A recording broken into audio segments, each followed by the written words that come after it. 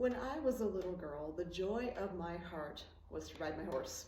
I had a ploddy little pony named Dusty who was smart enough to puff out his sides with air whenever I tried to saddle him up, meaning once we got going and he let his breath out, the saddle would become loose.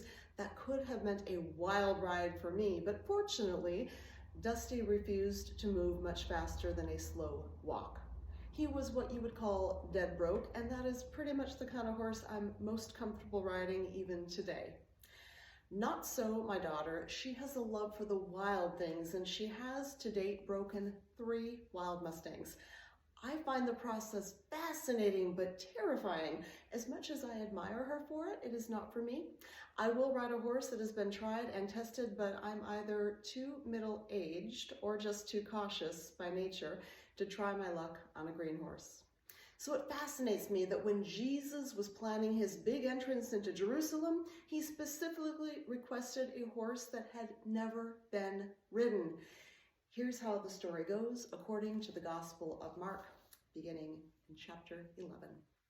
When they were approaching Jerusalem at Bethphage and Bethany, near the Mount of Olives, he sent 2 of his disciples and said to them, "Go into the village ahead of you, and immediately as you enter it, you will find tied there a colt that has never been ridden. Untie it and bring it. If anyone says to you, 'Why are you doing this?' just say this, 'The Lord needs it and will send it back here immediately.'"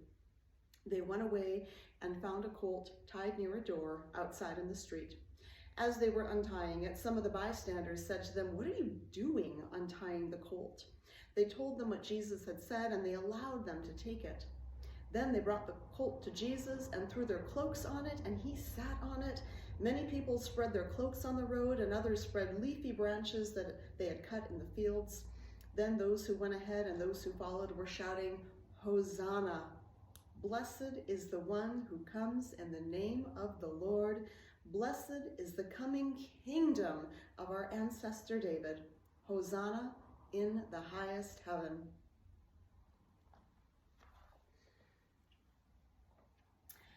What an exciting moment in Jesus' ministry. Before that day, he'd been walking all over the country, teaching and preaching and healing and feeding, but now he's headed into the high holy city of Jerusalem for the high holy festival of Passover. And he is not on foot. He is on horseback, sitting up high where everyone can see him. And the horse has never been ridden. Doesn't this sound a little bit dangerous? It is. There is nothing safe about this situation, and actually the horse is probably the least frightening thing of all. The very worst thing that can happen with the horse is that it can throw him, and he will land on top of a pile of cloaks and palm branches placed in the road by his cheering followers.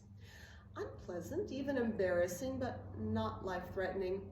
What is life-threatening is to be the guy on the horse, followed by a crowd of people blessing the return of the Davidic kingdom they hope he will restore. It's obvious that the people see Jesus as their rightful king, and they are begging him, in Hebrew no less, to save them. Hosanna, they shouted. Save us, it means. Save them from the oppressive rule of the actual king, Herod, who was himself a puppet for the real leader, the emperor of Rome. And somewhere between the two was the governor, Pontius Pilate, who himself was riding into Jerusalem just in time for the Passover festival.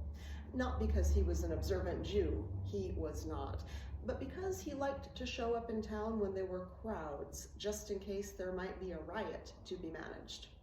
You can bet security was ramped up all over town, eyes and ears peeled for signs of an uprising, any kind of disruption to the established order. It was a really dangerous time to ride in on a horse with a crowd begging you to be their king and save them. But Jesus didn't stand down. He sat up straight and tall, riding that green horse, making a statement. There's a new sheriff in town. Expect things to change. Everyone was on the edge of their seats, waiting to see what would happen next, which is this, because I didn't finish the passage. Verse 11. Then he entered Jerusalem and went into the temple, and when he had looked around at everything, as it was already late, he went out to Bethany with the 12. Oh, You disappointed? Imagine what the palm wavers thought. They had just risked their own safety and well-being, shouting about him being the new king, and he turns around and goes back to Bethany, a town several miles away, to get to bed at a decent hour. This is not the kind of king people had expected. The story will pick up the pace as Jesus returns to Jerusalem the next day, visits the temple, throws things around, makes some more speeches, teaches some hard lessons, but by then I think he'd lost his crowd. They wanted him to be the warrior king, but he was not riding a war horse. He was riding a new horse, as if to say, here comes a new thing. It isn't like anything you have seen before. But they held him to the same old expectations. Yes, they wanted a change, but they wanted things to look the way they used to be. Their imagination of a better life was steeped in the legends of King David, a man who had lived by the sword. They wanted a new ruler, but the same old rules. But Jesus was never planning to play by those rules. His plan for saving his people did not involve a military revolution, which usually just amounts to putting new riders on the same tired old horses. The new thing Jesus was interested in was a total change of heart and mind, metanoia in Greek, because that is how deep and lasting change happens when people begin to think differently about life and their role in it. Jesus was showing people a way of life in which love would replace fear, generosity would replace hoarding, and forgiveness would replace tribalism and old grudges. Welcome to the new era of God's reign here on earth, Jesus proclaimed. It will save you. It will save all of us. Hosanna. But oh, how people cling to the familiar. The kind of leadership Jesus was offering was different from the old expectations. Also, it was threatening to the old guard, especially the religious leaders who were upset because Jesus was speaking out against corruption within the church itself. And so following his arrest, when the people were given a chance to have Jesus released, the priests stirred up the crowd to have Pilate release another prisoner instead. The person released, his name was Barabbas. His charges? Murder during an actual insurrection. And just like that, an insurrectionist walked free while Jesus was sentenced to death for the sedition he did not commit. I think his people might have liked him better if he had joined forces with Barabbas and the other murdering rebels. That was the kind of leadership they appeared to want. But Jesus had the courage to disappoint them.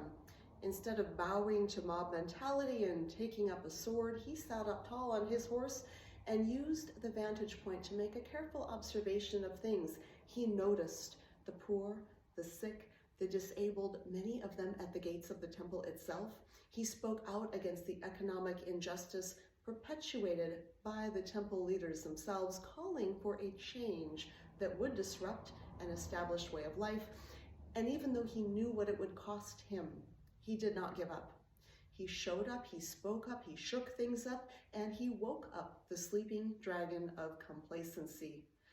And the world looked up and saw a brave new leader sitting tall on that new horse, the one no one had yet ridden, inviting others to follow.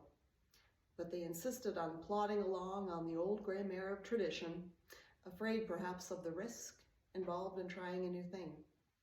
But for Jesus, the way forward was not the old way of sword and shield. The war horses needed to be put to pasture. God's reign could only be realized through a true commitment to living in God's way.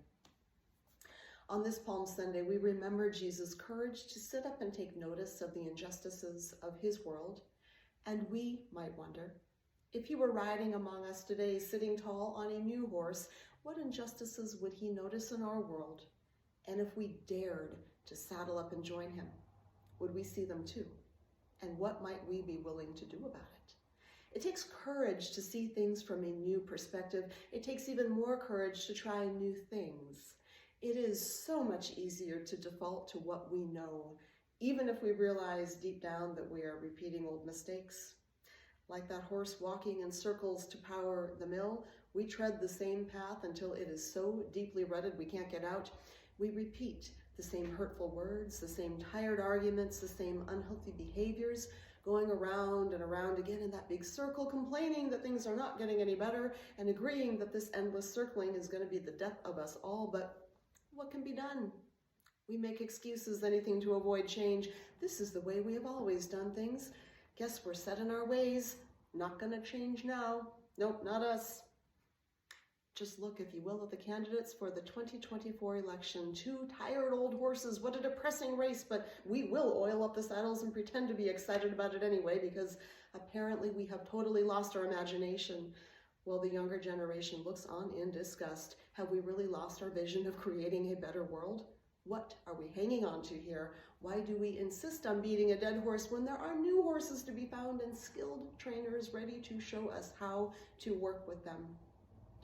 My dear friends, with Jesus as our leader, may we find the courage to ride the unridden horse, to try better ways of listening to others, to imagine new ways of living in ecological harmony, to practice serving others in our communities, especially the ones who have little to offer in return, even to try new ways of being the church, of reaching new people, of offering hope to the despairing.